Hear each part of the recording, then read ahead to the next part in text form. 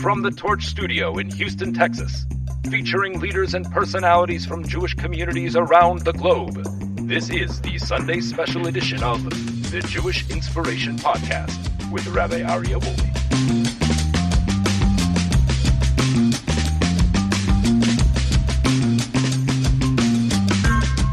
Welcome back, my dear friends, to a very special edition of the Jewish Inspiration Podcast, our Sunday special. We have today a magnificent guest, a dear friend, and a mentor, Rabbi Jeff Wohlgelernter, Rabbi Wogi, as he's known now, living in Israel. And I hope that we will be able to learn about and from Rabbi Wohlgelernter and learn from his incredible life story as much as we can, hopefully. So, Rabbi Wohlgelernter, welcome to the Sunday special of the Jewish Inspiration Podcast. Thank you very much. It's amazing to be here. It's really an honor and a privilege. You're here now in Torchwood. It's not the Torch Center at the moment, as we're making a brief transition. So, can you tell us a little bit about, where you grew up, your life story, and where do you currently live? Sure. I grew up in Long Island. I actually was born in Crown Heights, and then we moved out to the island and went to a day school on the island, and co-ed day school. I guess I could say that. Went to a co-ed day school, and then after high school, I was supposed to go away to Yeshiva in Eretz Yisrael, which wasn't a thing in those days. Now it's in all the Jewish day schools. It's a thing. The majority of a percentage of kids go, and I was supposed to go to Eretz Yisrael 3 days before I chickened out. I just couldn't imagine being away from my parents for such a long period of time. There was no such thing as coming home for Sukkot or for Pesach. You went for a good part of the year. You were lucky if you came back 2 years later. Yeah, absolutely correct. So I chickened out and I decided not to go. So my father said he had learned in Ner Yisrael back in the day, and he had said that maybe you go to Ner Yisrael, because I couldn't get into YU at that point. And Ner Yisrael was where, in Baltimore? In Baltimore, That's right. And the dream was, of course, to get me to Yeshiva University. And I went for a year to Baltimore, and that turned into 6. And then I went after I graduated college, through the yeshiva in Baltimore, I went to Johns Hopkins, and then I decided to go to Eretz Yisrael to learn. And I went to what was then a small yeshiva, what became a larger yeshiva, and a very important yeshiva in the sense that it produced a lot of today's leadership in Torah teaching. It produced that leadership in an incredible way. We studied Which under yeshiva many. is that? It's called Mishkan HaTorah. It was a break off of Itri Yerushalayim. Split tree. So they call it split tree. That's yes, right. We actually had Rabbi Mordechai Becher on the Sunday special, and So he's a Yidin, but I mean, that was our chabura. And we studied with Rav Moshe Shapiro, and it was the names that came out of that yeshiva are just incredible. He being one of the premier ones, but there are many, many others. In the chinuch in Israel, in education in Israel, in the educational system, in the American yeshivas in Eretz Yisrael, a lot of the current names. So I was there, I was learning, and I got married and was there for my life. You got married in Israel? I got married to an American girl from Vermont, Burlington, Vermont, and we came back to America to get married. We met in Eretz Yisrael. We came back to America to get married. And then we moved back to Eretz Yisrael, made Aliyah. We were lifers. It was part of the agreement was that we were going to stay in Israel for the rest of our lives.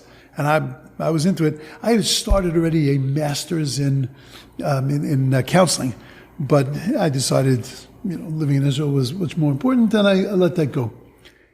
And then we got sent for a summer to Australia. And that's what did me in. So we went for the summer. We stayed for a couple of years. And once I was out, so then there were people from Israel that had encouraged me, had sent me really to Australia, that decided that I needed to be in America. No discussion of how long. Rabbi Becher mentioned, and he blamed you for his career in Jewish outreach because you invited him and told him he has to come down to Australia. That's right. I'm happy to take the blame. So I ended up actually, when we left here, we went to Eretz Yisrael. We went to Israel, and I had a job lined up working in a yeshiva, like perfect. And then when I got there, the rabbi said to me, "This is not where you belong."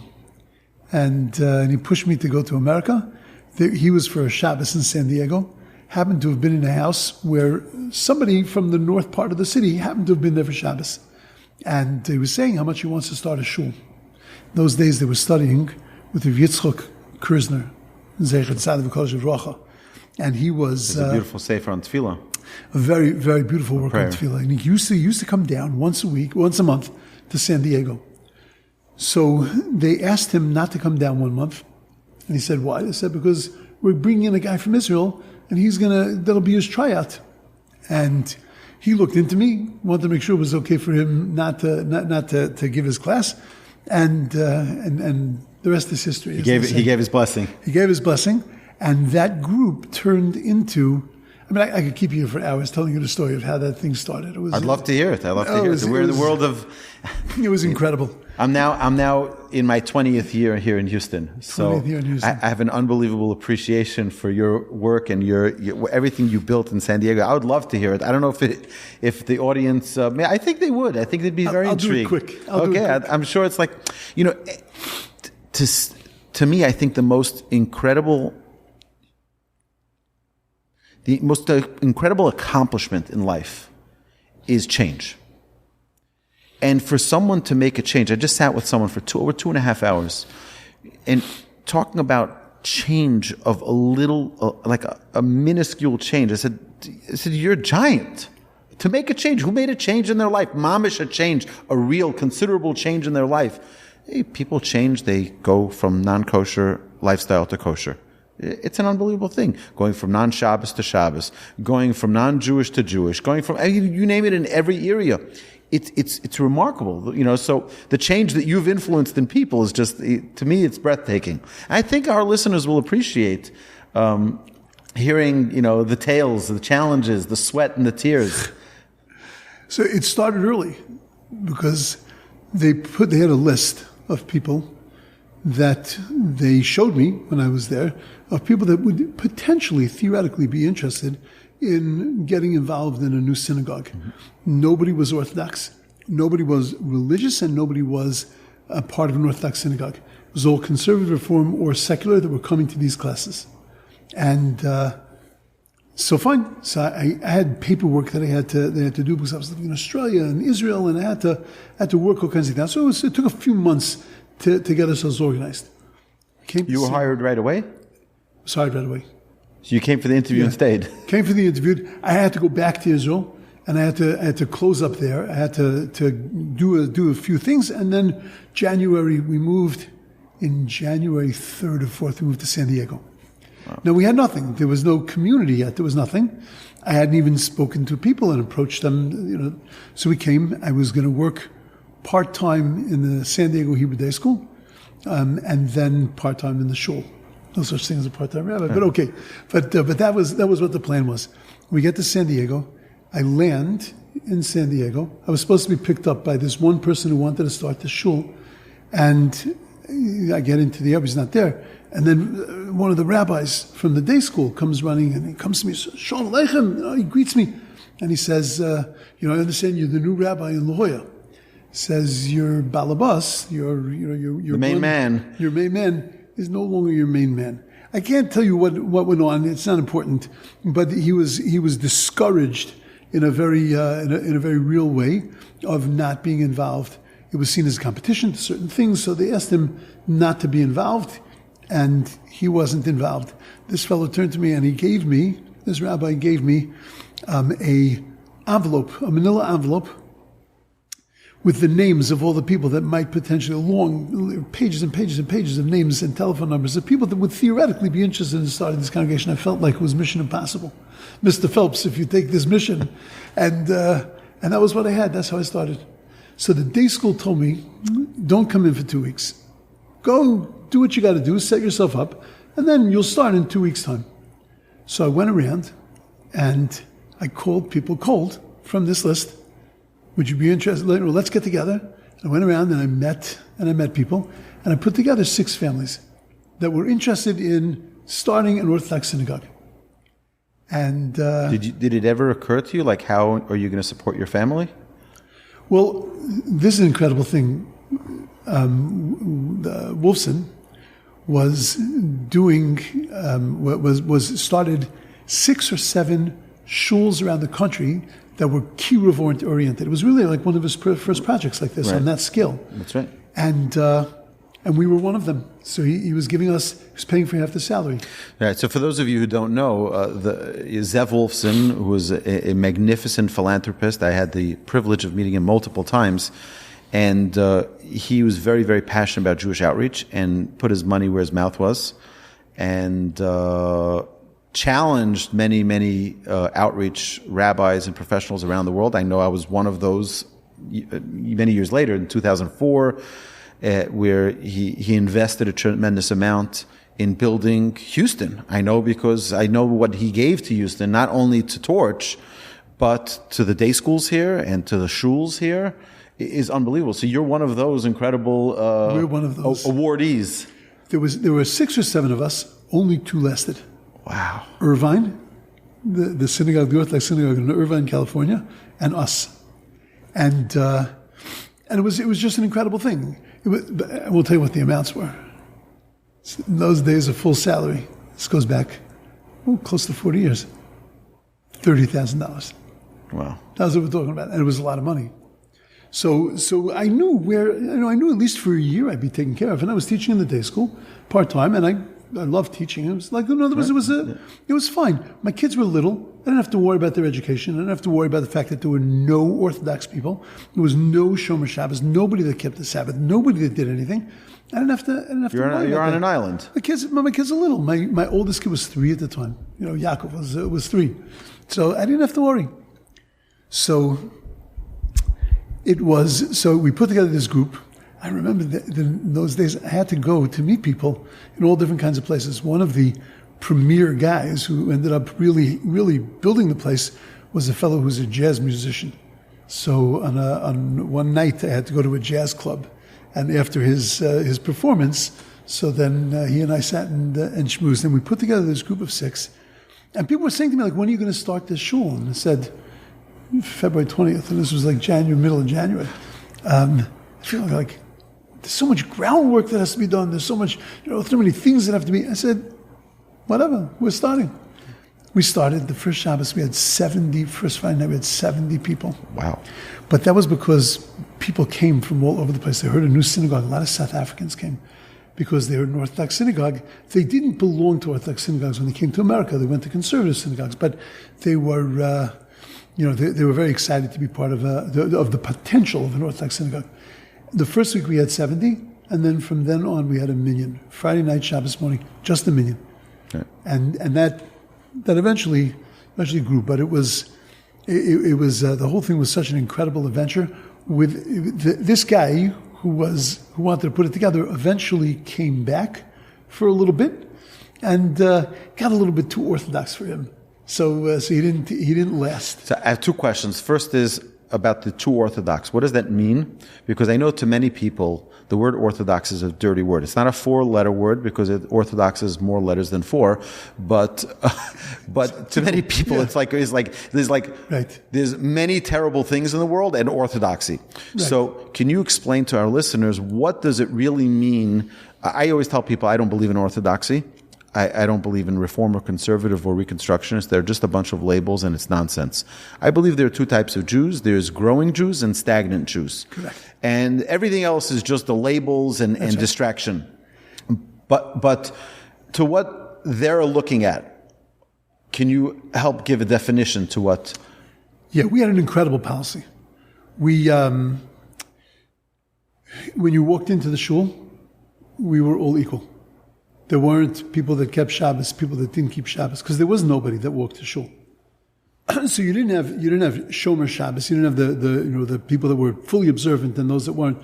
But when you walked into that synagogue, the synagogue was fully observant, and that made some people, not many, it made some people a little nervous. And that was the too orthodox. Too orthodox was, I'm not orthodox. What do I have to do all this stuff for? You don't have to do all this stuff inside the shul. This is what we do. Right. But if you don't do it personally, that's not. What happens outside is not our business, right? It's not our business at all. There were no value judgments. There was nothing. And that's why we grew very, very strong, very fast. It was a constant, steady growth. Once we moved into a permanent place, first 6 months we were in an office building. We were in the hotel, only setting up Friday night, Saturday morning. And then Rabbi Naftali Neuberger from Baltimore, a blessed memory, called me just to check in, see how I was doing. So I said, whatever, I told him everything. And he said to me, are you in a permanent place yet? I said, no. He said, you have to go into a permanent place. So he taught me something that in my first year. I said, Rabbi, I don't have any money. Nobody was giving any money yet. Nobody was investing in it on that level. It's all young people. So he said to me, Jeff, he said, he had a very distinct voice. He said, if I waited for money to build things in near Israel and Baltimore, there would be no yeshiva. He says, you can't wait for money. You do what you got to do. The money will come. And that was the principle, really the guiding principle of the show. So if I could just ask you a practical question. Okay, so you find the building that you want, and now what contract, what agreement are you making with $0 to pay for it? So I sat down with my group, and I said, we can't stay here. The reason why we're not growing beyond this number, and the number was amazing. I mean, we had 10 every Shabbos. Never had a Shabbos without a million, which was incredible. Not always the same people. Never had a Shabbos without a million. One Friday night, we're 9. And we're sitting in the hotel in like a conference room. We're 9. We're waiting. We do a couple of Shabbos. We sing. We bring in the Sabbath. It was beautiful. Damar, if you need a million. Wait. Can't wait anymore. Just about to start Ma'ariv, all of a sudden there's a knock on the glass doors of this room from the outside.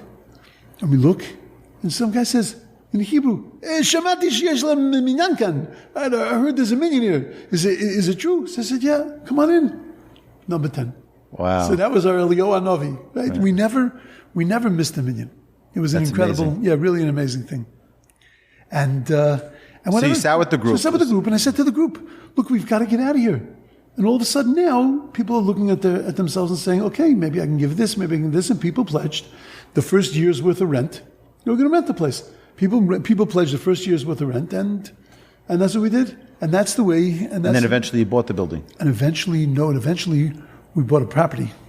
UCSD was dumping a property. And we got it at an incredible price. And I had brilliant businessmen who bought a property way too big for us. And they sold off half of it and used that half to fund the other half. It was really an amazing thing. And today you go to La Jolla, the building is stunning. There's a mikvah. It's just a stunning place. Wow. Unbelievable. Yeah. And we had, in those days on Shabbos morning, we would get 20, 30 people, and it was big. It was huge, but it constantly grew because everybody was comfortable. No religious people. And eventually, people started to become more connected to their observance, and there were people that were living far away, and they would start keeping Shabbos. And before they were ready to really buy another place or to buy a Shabbos place, or to move their house, family, to move, so they would keep Shabbos, like everything was Shabbos, but they would drive to shul. And there was one very beautiful family that. They would drive to shul, and they were like developing. So they were very much into Shabbos, and they would come home from shul, and the kids would tell me that the parents would take the keys as soon as they walked into the door. They would throw them, right? Because they're muktzah, right? You can't do with them on Shabbos, so they had to put them down. But they weren't yet up to kosher, so they would sit down to cholent, milk and meat, totally not kosher. But they were growing, and eventually they became a fully observant family with fully observant children. Really an amazing thing. And this is what we were seeing, person after person after person, because it wasn't too orthodox. Because there was no push to anybody, no expectation, but there was an underlying expectation of, just taste this, expose yourself to this because it's amazing. So I'm going to jump because this is typically I have a process of it. So one of the themes that I talk about a lot, profusely, in our podcast, in our classes, is that we must take small steps. And I'm asking on behalf of our listeners, what is your guidance to those who are terrified of taking the next step? They're terrified. I'm not Orthodox. I'm not Shomer Shabbos. I want to keep Shabbos, but it's a million miles away. Keeping kosher is not realistic. I eat, cheeseburgers and whatever it is. You're telling me I live out in Humboldt, in Kingwood, in all these outlying, Conroe. There's no kosher food there. So they're going to ask, what's my small step, and how do I protect myself? Because if you jump, you'll fall. So what's your guidance for that? My guidance for that is just learn Torah. Because the more you learn, the more you become aware of the whole system, the more you become aware of God and the role that God plays in your life. So then you don't have to make a decision anymore about whether you're going to keep Shabbos or whether you're not going to keep Shabbos. You're going to come to a point, you're going to come to a place that you're going to say, it's obvious that this is where I have to go. And it's not a question of whether you're ready or not ready. You're ready because you're starting to understand it. When you're still discussing in yourself, should I take this on? Should I take that on?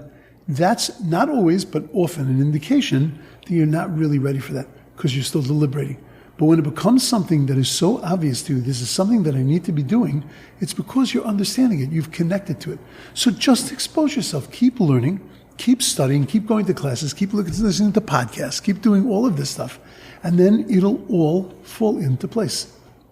So what's if someone is going to respond and say, thank you, Rabbi Wogi, but, we've been learning for 20 years, and we haven't seen that change. We haven't seen that clarity yet. We haven't had that epiphany of this is the step to take. So what's your guidance there? Maybe you're not studying the right things. Okay, it's possible. Maybe you're not studying the right things. You have to grow in your learning also. And then maybe it's time to take more steps in your learning, to learn things that are deeper and more compelling, because maybe you're beyond the baby steps and beyond the just the simple remedial kind of learning, that maybe it's time to start diving in. There are things also that you can do that don't turn your life upside down, and that's, if you want to ask for practical things to do is things that are not going to necessarily turn your lifestyle around. Because again, if you're not feeling it, then it's not going to be beneficial. Mm-hmm. But praying every day doesn't mean an hour and a half every day. Praying every day means bring prayer into your life every day. Bring that godliness into your life every day. Daily study of Torah, not just weekly classes, weekly online things. Daily study of Torah with a live person, a personal guide, somebody that can spend time with you and talk to you. And help you start to open up some of those ideas in your head and also in your heart. Beautiful. All right, we're on a mission. There were times in our shul where there were more people learning than would come to Shabbos morning. There were more people involved in classes. And right. At the end of the day, if we knowledge is power. And if you don't have the knowledge, if you don't have the wisdom, then you can't grow. That's right. Yeah. So you were saying about the shul. Oh, I had one other question about the contract you had with your wife about living in Israel. So she was okay going to Australia, moving to La Jolla. Was there ever a conversation of hey, what happened to our promise of being in the Holy Land? That's another podcast of holy Jewish women who looked at things and said, yeah, I want to be in Israel, and I would love to be raising my kids in Israel, but clearly that's not where God is sending us. And clearly God wants us here in America doing what we can do, which is why as soon as that started to shift a little bit, in the sense that we've been doing it for 33 years, we had built up something magnificent, and there was room to continue building, but it didn't have to happen with us anymore. There were other people that could do it now. And at that moment, we looked at it, we came on a sabbatical, and we said, okay, we hit the place. we returned back to Israel. Amazing. It's funny because I had by my son's bris, it was a miracle baby. It was a lot of medical challenges, and Baruch Hashem, 3.5 months later, we had his bris, and it was an amazing, amazing event, amazing celebration. People from far and near came. My siblings came from Israel. It was really special, just for a bris, It was very, very, very unique. And I spoke over there, and I said that, what are we really doing here? We really should all be in Israel, but we have a job to do. And I remember one of my students was so appalled. How can you say such a thing? What do you mean? We're here to stay. This is our homeland. It was an interesting conversation we had to have. But indeed, our place is to be in the land of Israel. And I agree with you 100%. I'm only here because I have a mission. I'm not here to run a business. I'm not here to make money. I'm here to serve Hashem and to bring His children as close to Him as possible. That's it. So it's not, there's no other... I used to get it the other way, that people would say that, what are you doing here? How do you justify being outside the land of Israel? You call yourself, you're a Zionist, you're a lover of Israel. And you're a phony, you're living in America. I used to say, I'm only living in America because I have to live in America, because that's where you are. Yeah. And if you go to Israel, I'll be able to get there also. Right. So on that, I'll share with you a crazy story. So Rabbi Yashiv, Zecher Tzadik Levracha, the great leader of the Jewish people for his tenure that he was leading the Jewish people, I was enamored and obsessed almost with his greatness. And when we landed in Israel, I think it was 2007, for my brother's wedding, I took my children. I said, we have to go see the tzaddik. We have to go see Rabbi Yashiv. So we went from the airport, we got to Yerushalayim, to Jerusalem, and we went into the old Mea Shearim, and we're going between the buildings, the little alleyways. We ask around, where's Rabbi Yashiv's house? So they said he's not at home, he's giving a class now. At the time, I think he was 94 years old. And I finally get to the little shul that he would give the Daf Yomi, the daily folio of Talmud study, and he was giving the class at 94 years old, and he was giving it as vibrant as an 18-year-old playing tennis. It's like with all of the exuberance, with all of the energy. It was like lahavdil elef alfei havdalos. I mean, not to compare between holy and unholy. Some would consider tennis very holy, but for him to study, it was amazing to see the fire, the passion. So and I was holding my children up to the window just to see what greatness is.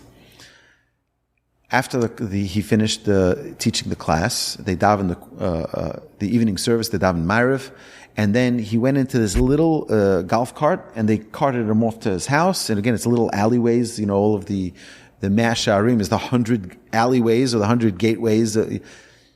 And then he goes to his house. We, of course, followed with him, my wife and my children. We followed along. And he goes into his house, and that's it. Doors closed, everybody leaves. The whole entourage, everybody's gone. So I wait a few minutes, and my wife is like, what are you doing? I said, I'm going to knock on the door. I want to get a blessing for our children.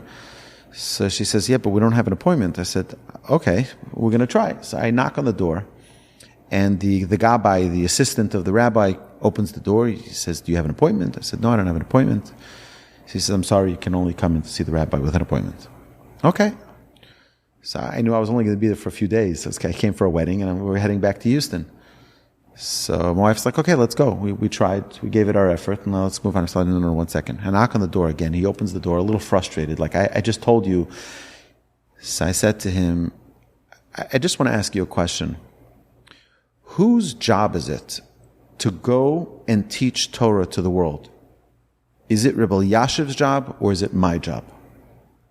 So he says, the leader of the Jewish people should be out and teaching the world. I said, yeah, but I'm the one in Houston, Texas, teaching Jews Torah.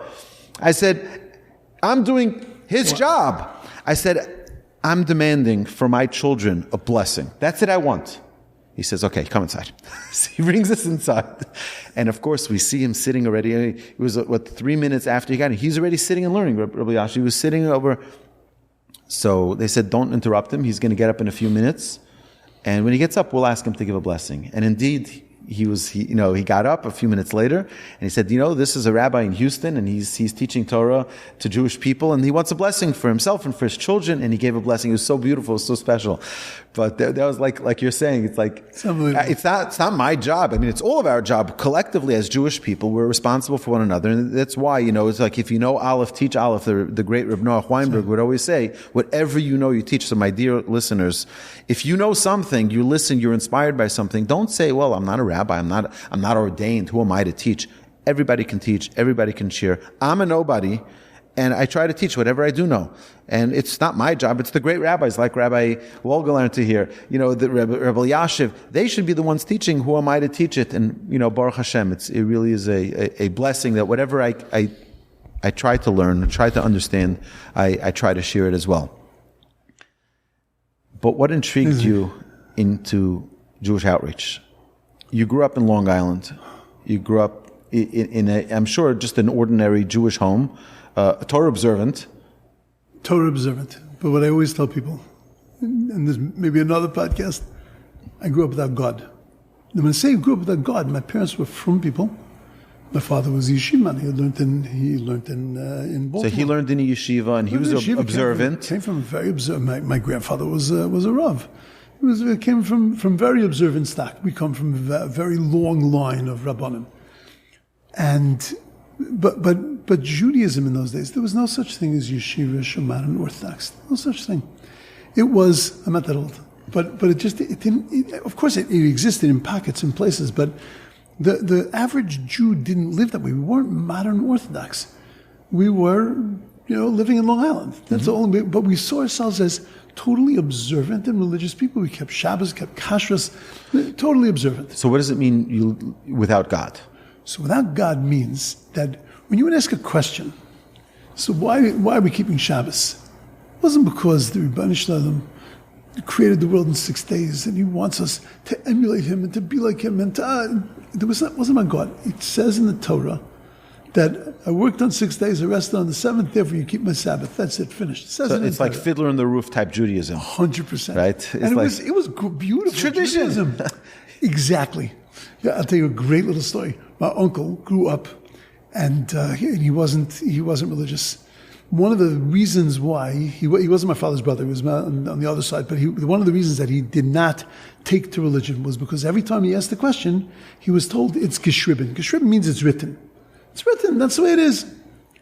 So he marries my mother's sister, they were religious, but she married somebody who wasn't religious, she became not religious. My mother married somebody religious, she became, okay, so, and they lived a beautiful Jewish life. He was a president of an Orthodox synagogue in a small town in Connecticut. And the rabbi wanted to build an Erev. My uncle got very involved. They built an Erev together. It wasn't Shomer Shabbos. Very involved. One day, in this newspaper of the town, they printed a picture of the rabbi putting up the Erev. And under it says that the Jews of Norwalk, Connecticut, now have a Erev which allows them to smoke and to drive on the Sabbath. So my uncle comes in with the newspaper and he goes to my father and he says, you know why I smoke and drive on Shabbos? It's geschrieben, because it's written down. That's right. So, but that's the Judaism that I grew up with. But ours was totally, completely observant, because it says in Shulchan Aruch, because it says in the Code of Jewish Law, this is what we have to do, this is the way we observe. Why can't I touch this on Shabbos? Because it's muktzah, you can't touch it on Shabbos. Frankly, don't ask questions. This is what it is.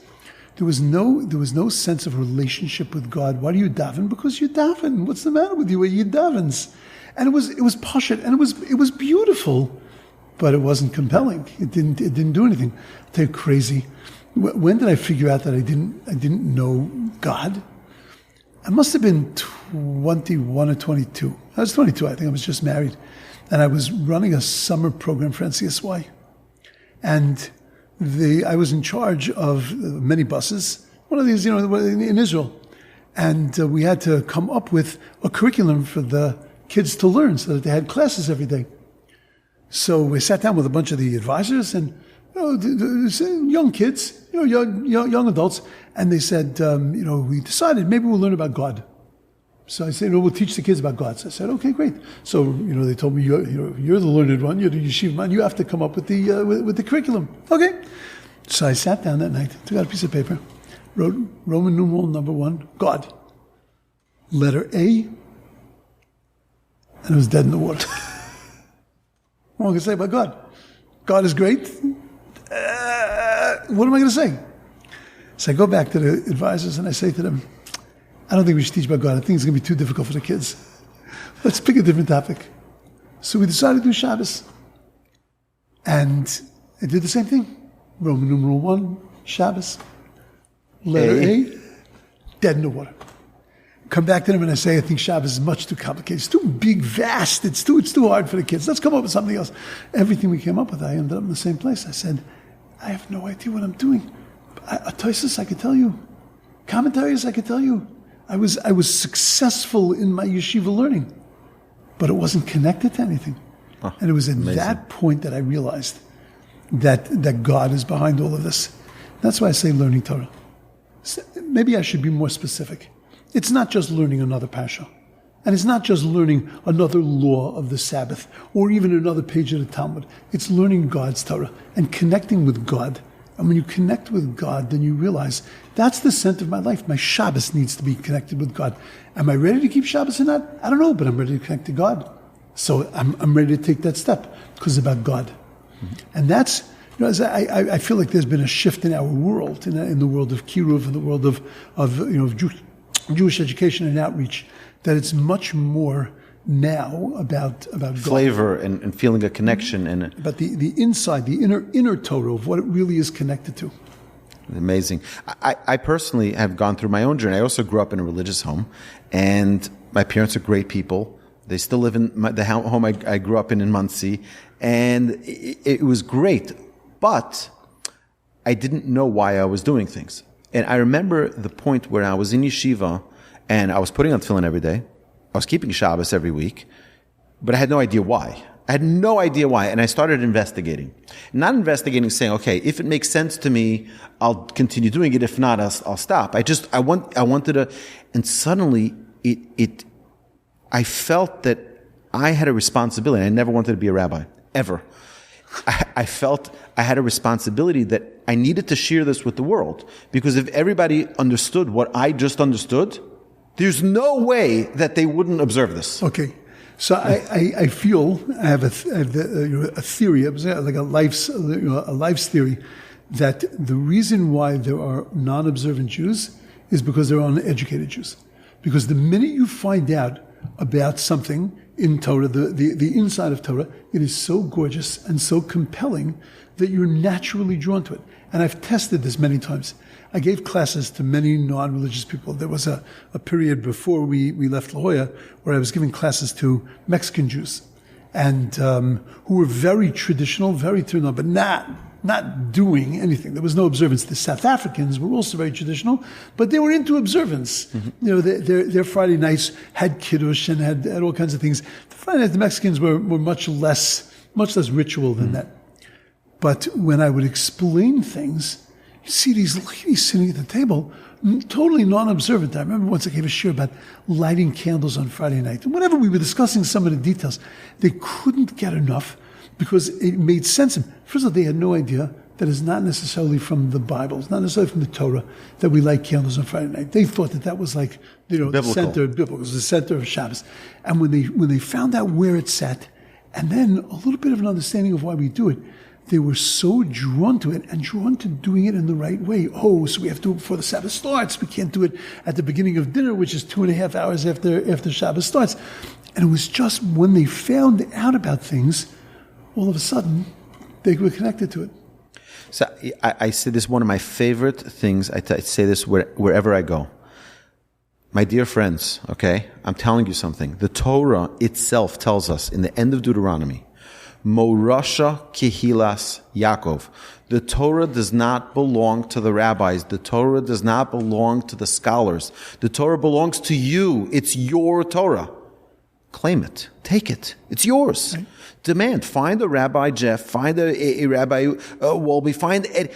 and demand to learn more. Demand it. It's your Torah. It's your heritage. It's your gold mine. Don't say, one day push it off. It's like, it's yours. Right.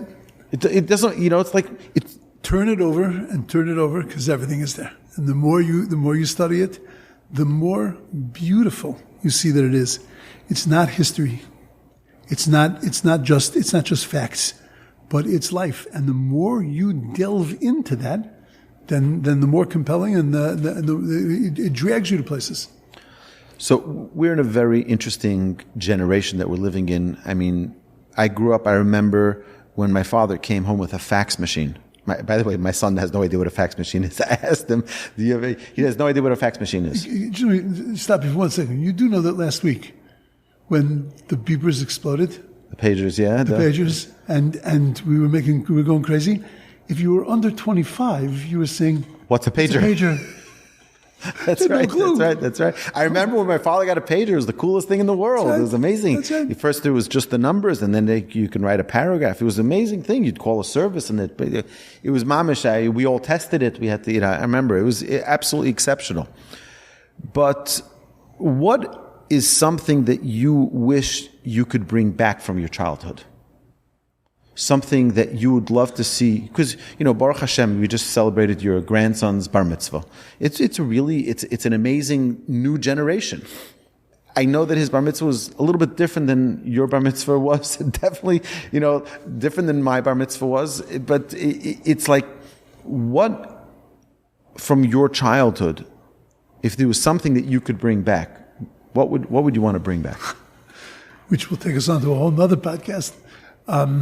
It's not necessarily bring back, but bring back life without cell phones, because I think that cell phones has changed the game, and anything that we want to accomplish has become much more complicated with technology, because it's distracting. I'm not worried about all the stuff, the schmutz, the thing. That's not my issue, but that it's distracting. And that it's an alternative in the sense that it gives us a little bit of enjoyment / meaning, and therefore makes it more difficult for us to explore, to be inquisitive, to look into Judaism, because we're happy. We have enough stuff to keep us busy. Right. I find that our attendance in the Jewish outreach world completely dropped once there was iPhones. 100%. It is like it's not even close. It used to be that people wanted to socialize, so people socialized in person. That's the only, there was no, hey, you can have a date on the phone. But that wasn't the traditional way. People had to go out to actually meet people. Today, everything is on an app. It's on a phone. Why should I meet them? I can just talk to them. People are home working, working from home. And it's like, it's a different planet. And we see the difference with people's attendance to our classes. We also see the difference that people are listening much more to classes online.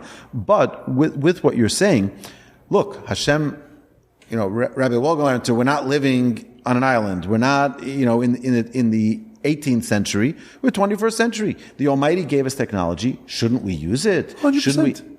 100%. I'm not advocating that we don't. You asked me where I would like to get back to. I want to ask this question to your listeners. Sunday morning? Yeah, Sunday morning. How many of you are doing dishes?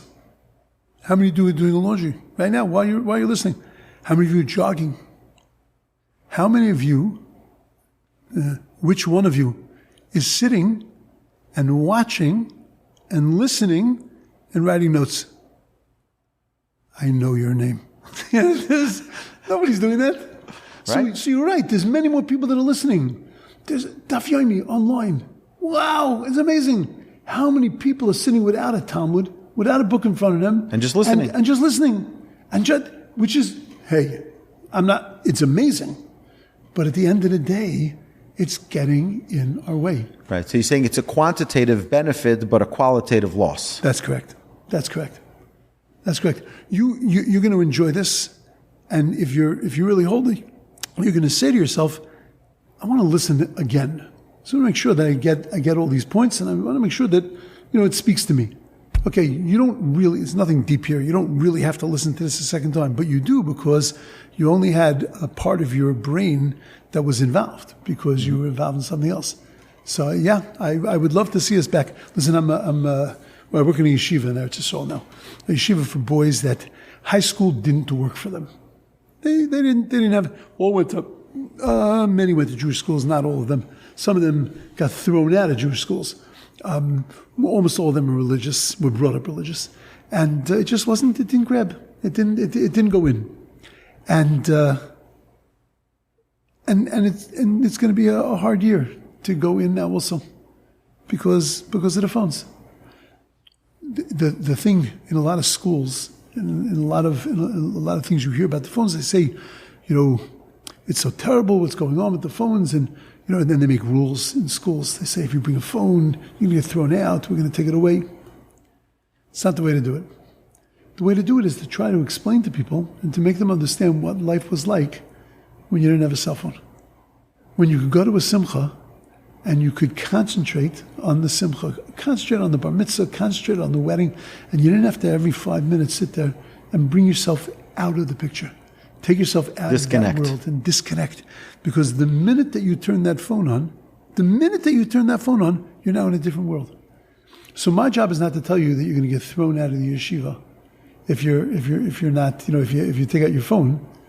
It's not my job. My job is to tell you why you're wasting your time, why you're wasting your life. Why are you disconnecting? Completely.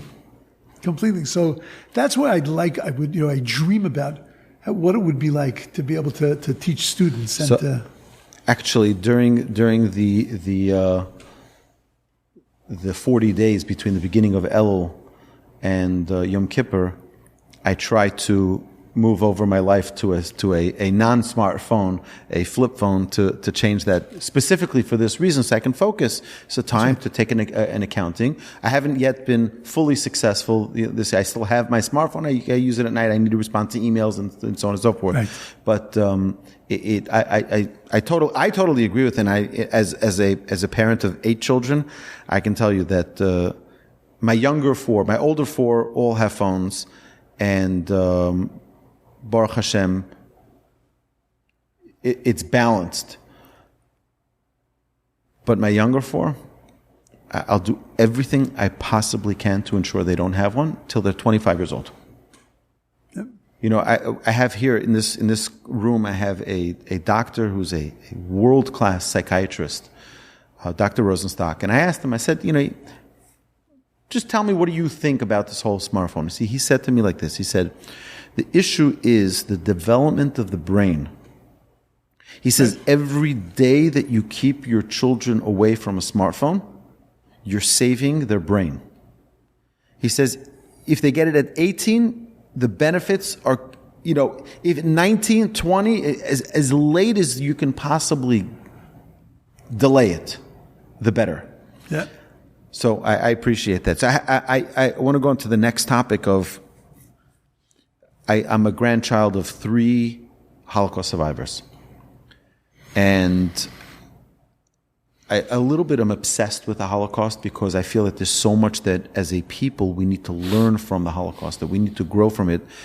And disappointed that it's almost not in the vocabulary of the Jews of 2024.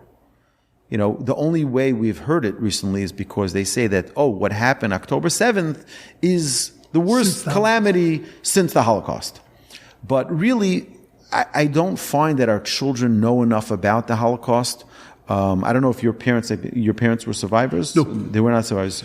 Both of my parents were born to Europeans, to Polish stock, but had come over to the United States already before the war. Yeah. So what would you say is the most important lesson for our listeners, for ourselves, our children, to learn from the Holocaust? And obviously, I think it 100% relates to October 7th as well. I go everywhere. I have my pin to. It's not for other people. It's not jewelry either. It's for me every time I see it to remember that I have brothers and sisters who are in our hostages, who are in exile, who are in tremendous suffering, and or who are dead and need to be brought to Jewish burial. And this is a tragedy we can't forget. So I think you have to ask that next question of why can't we forget it? Why is it so important for us to remember that? Mm-hmm. And I'll give you my answer, and I'm not sure that that everybody would agree with my answer, but I'll tell you that for me, the reason why we can't forget it is because we have to remember where we are. It's not just that we have to remember that there are chatufim, there are hostages, and that a terrible thing happened to us on October 7th. We have to remember that we're living in exile, that we're living in Golus, and that we're living in an imperfect world, and that we are part of that imperfection.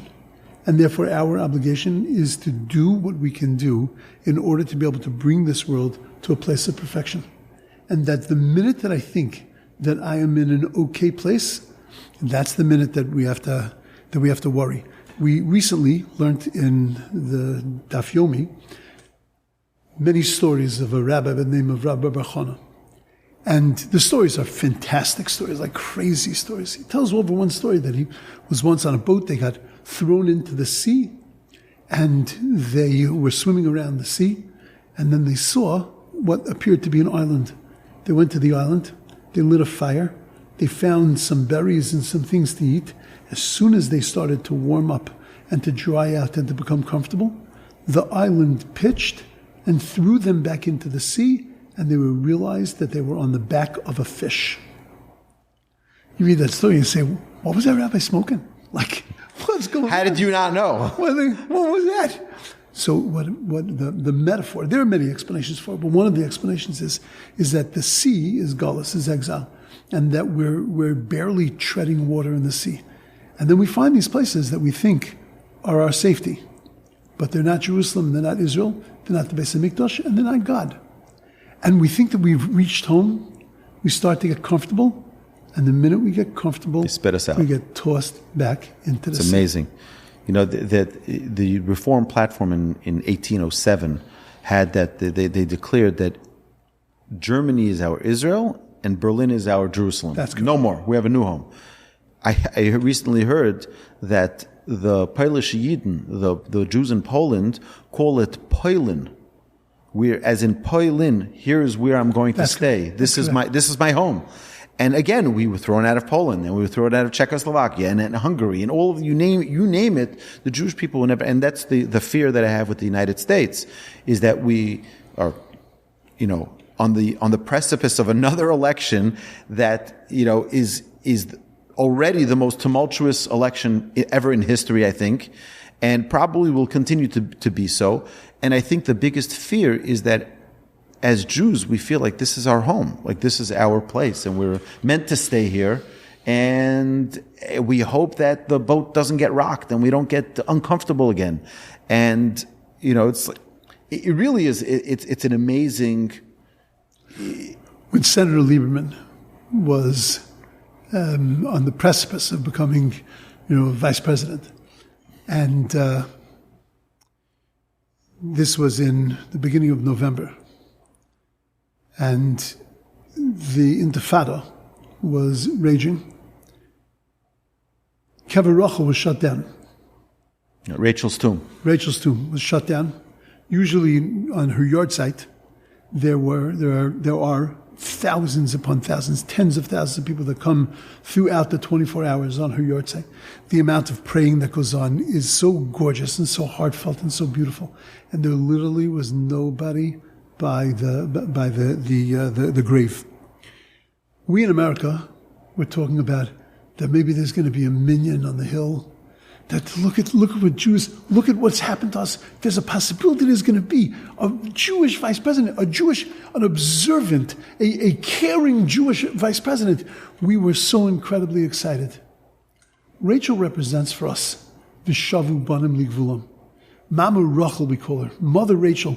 She represents when God gave her through the Navi a promise that stop crying, wipe away your tears, you have nothing to worry about. Because she sits and cries in the crossroads of exile, that she cries over her children that are exiled all around the four corners of the world.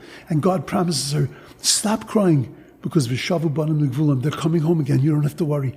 And on that day, on that election day where it was almost going to happen, We in America were looking at Shabbos saying, isn't this the greatest thing that ever happened? And in Israel, nobody was there to cry with Mama Rachel. I tell it over now, I get emotional. It was such a devastating moment for me.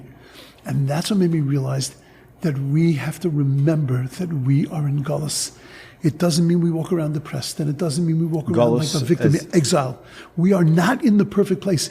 We're not in the perfect place. Exile is not a geographic location. It is a state of existence. We are not in a perfect place in America. We are not in a perfect place in France. We are not in a perfect place in Israel.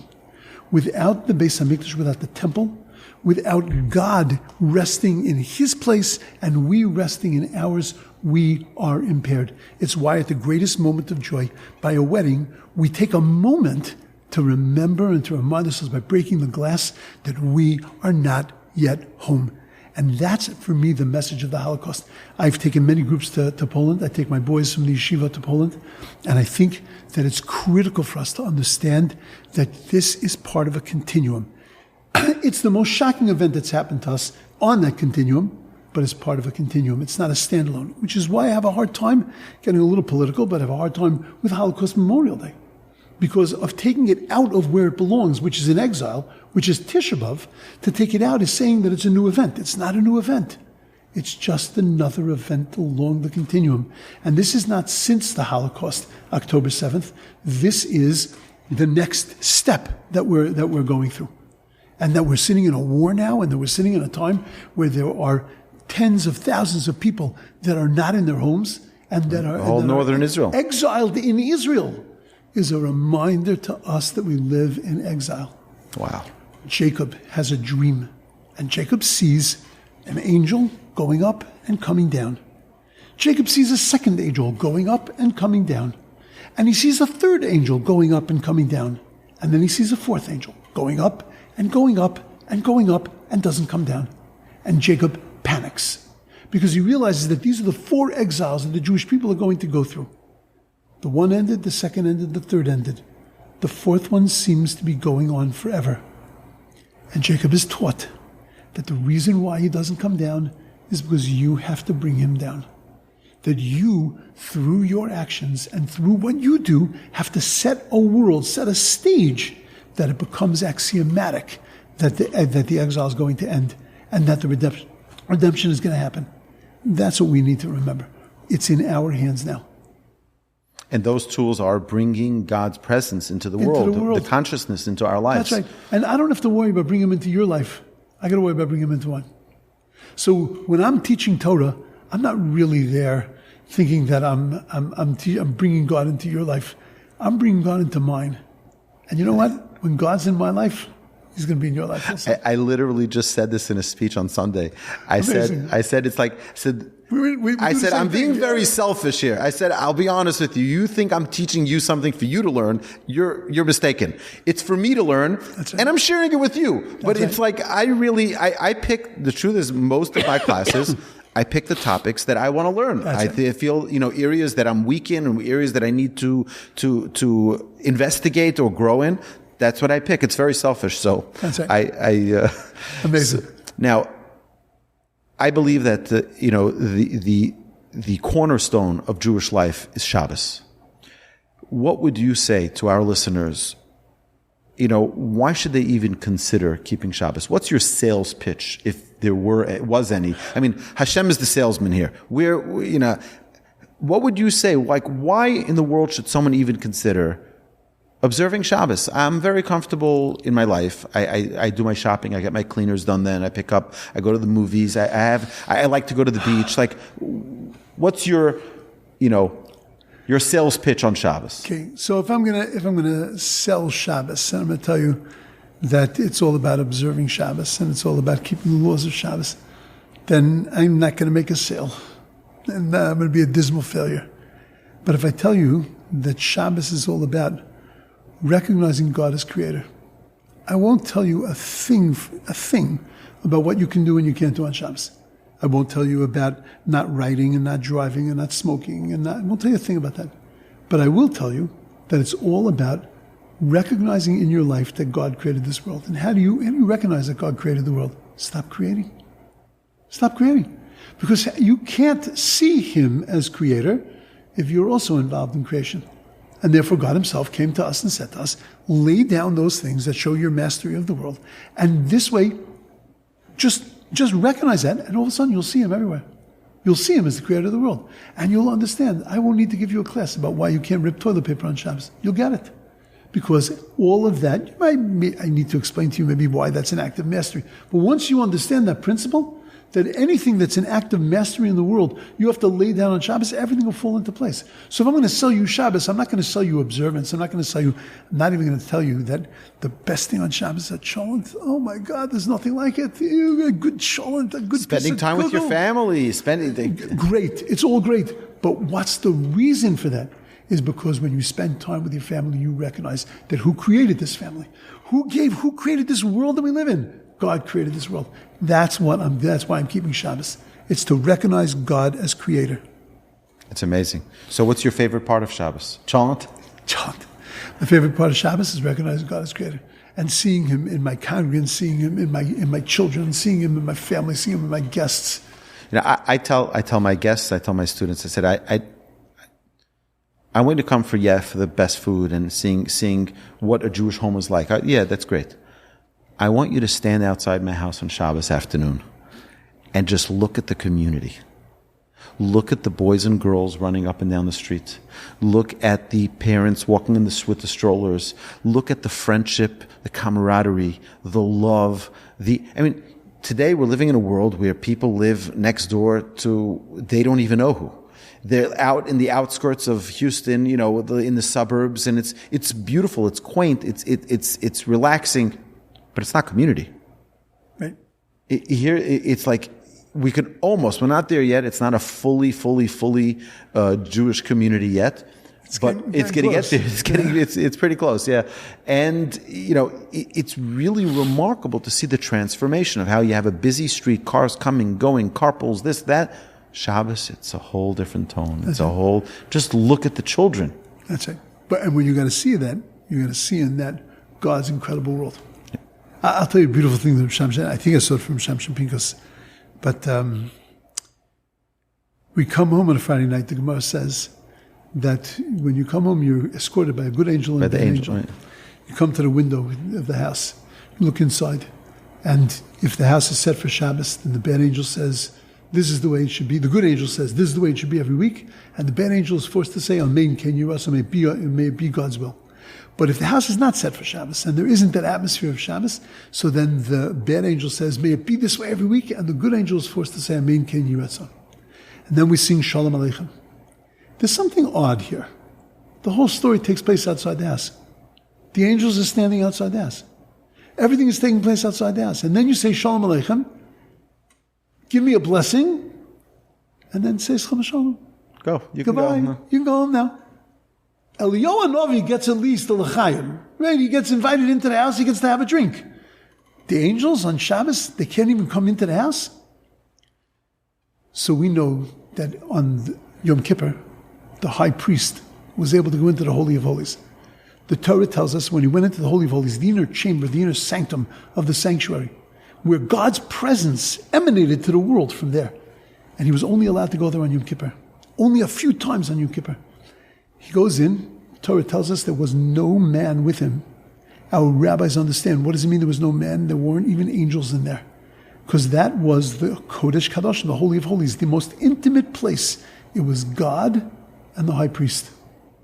When we come home on a Friday night, when we walk into our houses and our table is set, we have walked into the Holy of Holies. Wow. There's no room for angels.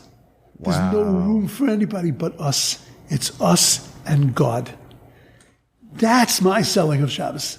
And that's my Shabbos. When I walk into my house on Friday night, I feel the presence of God. When I walk into shul, we turn around and we say, God, come on in. It's filled with a sense of godliness on Shabbos. Beautiful. Wow. All right, so I have a whole list of questions. We jumped around. This is 4 podcasts. Yeah. So there are a lot of really, really great things happening that we've been seeing in the Jewish people, particularly in the past 8, 9 months, almost 12 months since October 7th. But we see the beauty of the Jewish people. We see what makes the Jewish people unique. What makes you most proud to be Jewish? So first of all, I'll tell you that you have to explore when you say amazing things that we've seen. What is it that we've seen? We've seen kindness. We've seen Jews reaching out to Jews. I'm living it every day. The amount of kindness that goes on is unprecedented. It's really outstanding. I know myself. I'm a little nobody here in Houston. I've raised tens of thousands of dollars, sent it to a commander that I know personally in the IDF. They bought specific gear that the soldiers needed.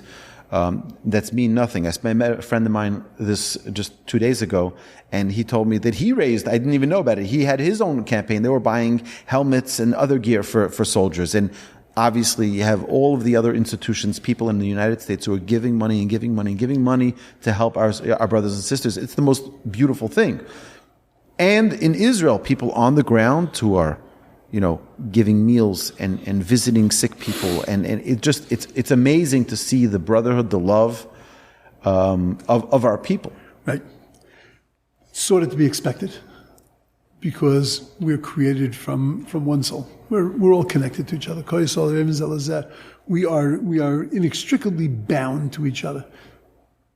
But to me, what's most incredible is our resiliency. This doesn't break us. That we continue to live, we continue to grow, despite all the pain that people have been through. To watch the people in pain being resilient and continuing on with their lives. The Polans, Goldberg Poland, or Hirsch's parents. Herschel was the representative of the Jewish people. Everybody got behind him, and when he died, a part of everybody died for a moment. And then people started, the parents included, people started to rebuild their lives because we have a purpose. Those that have no purpose flounder. But those that have a sense of purpose and mission, it is astounding to watch the weddings and the brisin and the bar mitzvahs, and there isn't the bris and there isn't the bar mitzvah, and there isn't a wedding that doesn't include prayers, and doesn't include mishaberachs, and doesn't include tfilos, and doesn't include all kinds of memorials and remembrances of our soldiers and of our hostages. And it's the backdrop for everything we do, but no one is going to break us. They're not going to stop our weddings, and they're not going to stop our living, and they're not going to stop our quest to connect and to find God. Amazing. Now, there are also some not such great things going on. Yeah. Where we have Jews who don't want to stand up for Israel. I will tell you personally, those of you who are listening, we publish an annual calendar. I've been getting tons and tons of requests. Already we're in the middle of September, and where are the calendars already? We need the calendars. We need it. My dear friends, they're coming. They're coming. They're being printed. They're being bound. We're going to get it to you as quickly as we can. But this year we have a surprise in our calendar. And the surprise is that we didn't put, every year we put sort of as a promotion of what we do as an organization. One year we featured our podcast. One year we featured all of our in-person programs. One year we featured the Torch families. We try to do different themes. This year we dedicated the entire calendar to the IDF and to our hostages. The first page is Bring Them Home Now. That's it. It's a black page in yellow letters with the ribbon, and that's it. October 7th is a black day on the calendar. Now, obviously, again, we're not taking it away from Tisha B'Av, but everything is to us, it's but there are many, many, many people who are going to be irritated. On the front of the calendar, and I had a big discussion with my designer about this. They're like, nah, we shouldn't do it. I wrote, take a stand. Stand with Israel. Yeah, I'm worried. So unfortunately, there are many people who don't want to take a stand, who don't want to stand with Israel. And I know that I'm going to get backlash from some. Hopefully more people will be for it than against it. But to me, this is very disturbing. It's the reality. We live with it in Israel. We live with it here, of people that are afraid to identify themselves, and identifying themselves with what's going on in Israel is right now a very strong source of identity, and there are people that are petrified of that. Look, we see in Israel, we see people that are afraid of anything that's really Jewish.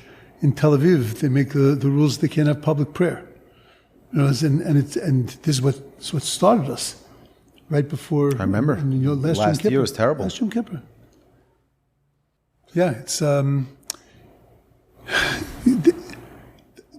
way I feel is there's nothing we can do, nothing real, tangible that we can do to change people's minds. But what we can do is strengthen the people that identify, and continue to feed them with abilities to be able to, and moments to be able to identify, and dedicating a calendar to the IDF, which is also an incredible thing, because there are different parts of our world that stand for different things, and that in other times would have identified with certain things and not identified with certain things. Those walls are breaking down in a very incredible way. Part of the chesed that's going on in Israel, part of this kindness and this outreach, is really the breaking down of walls, and that it doesn't make a difference who you are and what you believe in anymore. It's like your shul. It's like inside it's a sanctuary where everyone is accepted and everyone's equal. That's right. Yeah.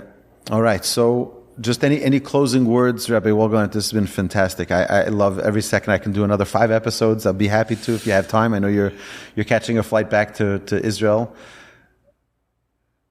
Yeah, hopefully. That's a whole nother story. I'm sorry to disturb. We also see the world and where they stand. Happy birthday. We finally woke up, and we're not living in fantasy land anymore. Oh no! Right, the UN just passed a resolution with over 200 votes against Jews being in Jerusalem, in Old City Jerusalem. I mean, it's correct. What world are we living in? Wake up and smell the coffee. We were given a whiff in the Holocaust. We were given a whiff in the Spanish Inquisition. We've been given a whiff all along. The world has a certain opinion of the Jewish people. Stop fooling yourself. Now, live with them. Do what you got to do. But don't fool yourself. And I think that's a very profound message that we have to have. I am here living in hostile territory. And even though America was a Medina Shel Chesed for a very long time, a country of kindness. Country of kindness. What it did for the Jewish people, with all what it didn't do for the Jewish people, but what it did for the Jewish people was incredible. At the end of the day, I believe that's ended. Now, what does that mean practically? All it means is be realistic. Stop trusting. Stop trusting. Right. So, where can our listeners find you online? You have a website. You have a podcast. I'm on YouTube. Just type in Rabbi Wohlgelernter, and you get to my YouTube site. You can join. I'll share the link in our description. Okay, you can join that. I have a WhatsApp group called Torah, where I put out, once a week, I put out something on the parasha, usually 10, 12 minutes on the parasha, just something uplifting, a little bit focusing. And then when it comes to holidays, I put things on also. And if things happen in the world, then I end up speaking. I do have classes online on the YouTube channel. I put up, I'm right now giving a class in Joshua, in the book of Joshua. So I do put up those classes. To me, if parting words is just keep yourself open and learning and experiencing. Any opportunity you have to experience something Jewish, and especially to experience something godly and something Torah-oriented, grab the opportunity. Because some window is going to open some epiphany, right? Some moment is going to happen that is going to touch you so deeply and going to send you in an incredible trajectory. Amen. All right, thank you so much. It's my pleasure. Yeah. My pleasure. It's an honor to be here. I was always the president of the Rabbi Wogi fan club, and I've for many years I've looked up to you as a person who's accomplishing incredible things for Klal Yisrael. So I just give you a bracha that you should continue to be able to do this, and to with feedback, without feedback, it doesn't make a difference. Just keep doing what you're doing, because this was our sort of our motto for 33 years, which was basically just set the table. Set the table. Make a beautiful presentation, a beautiful table. They want to eat, they'll eat. They don't want to eat, maybe they won't. But all you have to do, you set a beautiful table, somebody will come along and eat. Amen. Amen. All right. We should have it be signed and sealed to a beautiful new year filled with good health. Be'ez Hashem, you should have tremendous nachas from your children, Amen. From your grandchildren, great-grandchildren soon. Amen. Amen. And we should continue to celebrate more and more simchas together. Until that moment, that we won't have to do podcasts, because they will be coming back live. Amen. They won't be online, but they're not going to be here. We're all going to be in the Holy Land, all in the city of the rebuilt Jerusalem, and there we'll be able to feel God, see God, experience God.